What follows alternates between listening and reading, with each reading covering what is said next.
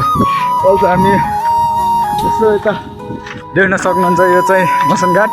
यहाँ चाहिँ माछा मार्न आएको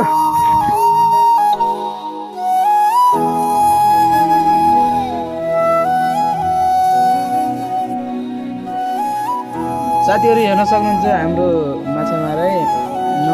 भर्खरै डासेको हो भर्खरै यति परिसकेको छ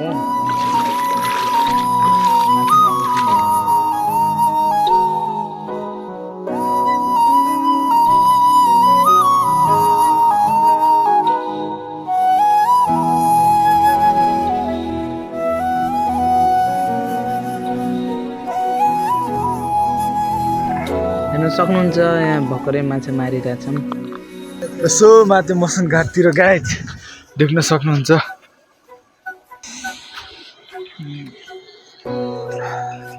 माछा मार्न आएको